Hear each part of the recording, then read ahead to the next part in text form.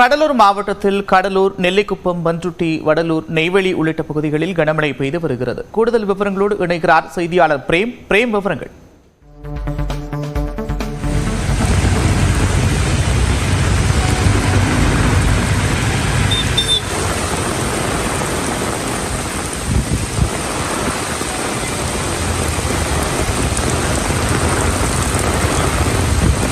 கடலூர் மாவட்டத்தின் பல்வேறு பகுதிகளில் கனமழை பெய்து வருகிறது. அந்த காட்சிகளை பார்த்து வருகிறோம். தமிழகத்தின் பல்வேறு பகுதிகளிலும் கூட மழை நீடித்து வரக்கூடிய நிலையில் கடலூரில் இரவு முதல் கனமழை நீடித்து வருகிறது. கடலூர் மாவட்டத்தின் நெல்லிக்குப்பம், பண்ருட்டி, வடலூர், நெய்வேலி உள்ளிட்ட பகுதிகளில் மழை பெய்து வருகிறது.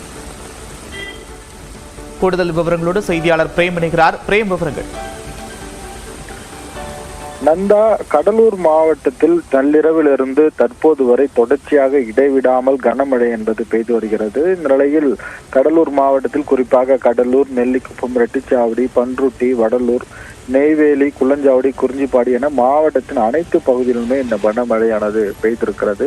குறிப்பாக கடலூர் நகரப்பகுதியை பொறுத்தளவில் சாலைகளில் தற்போது மழைநீர் தேங்கியிருப்பதால் வாகன ஓட்டிகள் பெருமளவு பாதிக்கப்பட்டிருக்கிறார்கள். குறிப்பாக நள்ளிரவில் பெய்த மழையின் காரணமாக கடலூர் திருப்பாதிரிப்புலியூர் பகுதியில் சுரங்கப்பாதையில் தண்ணீர் என்பது தேங்கியது. அதனை தற்போது நீர் என்பது அகற்றப்பட்ட நிலையில் அங்கு போக்குவரத்து என்பது தற்போது சீராகி இருக்கிறது. இதேபோல் பல்வேறு இடங்களில் நகரப்பகுதியில் தற்போது தண்ணீர் என்பது தேங்கியிருக்கிறது. வடிகால் வசதிகள் முறையாக இல்லாத ஆங்காங்கே மாநகராட்சி பணியாளர்கள் அதனை தூர்வாரும் பணியிலும் ஈடுபட்டிருக்கிறார்கள்.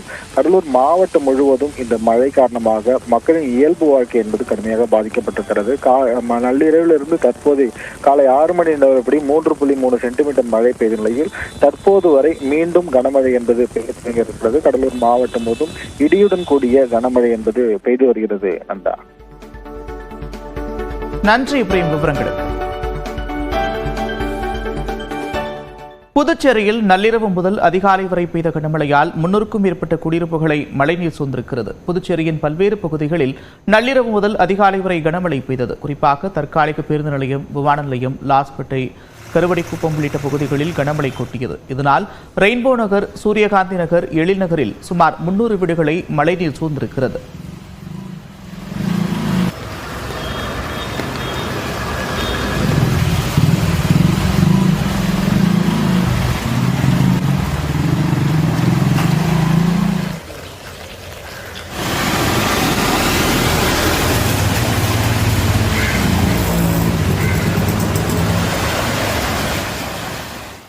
ஒரு 2-3 வீடு ரோட்டில் கட்டி வச்சுக்கிறாங்க.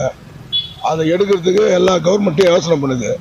எல்லா எம்எல்ஏவும் அதுக்கு ஒத்துழைப்பு கொடுக்குறாங்க. அந்த வீட்டை எடுத்தாங்கன்னா வாய்க்கா ஆட்டோமேட்டிக்காக தண்ணி வெளியே போயிடும்.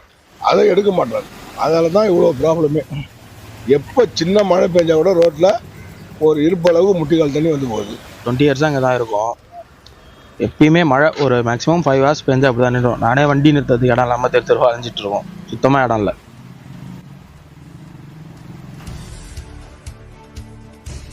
வாய்க்கால்களை ஆக்கிரமித்து வீடுகள் கட்டப்பட்டதால் மழைநீர் தேங்கியிருப்பதாக கூறப்படுகிறது. இதேபோன்று கடலூர் சாலையில் உள்ள தற்காலிக பேருந்து நிலையமும் மழைநீர் குளம் போல் தேங்கி நிற்பதால் பயணிகள் மிகுந்த சிரமத்திற்கு ஆளாகி இருக்கின்றனர்.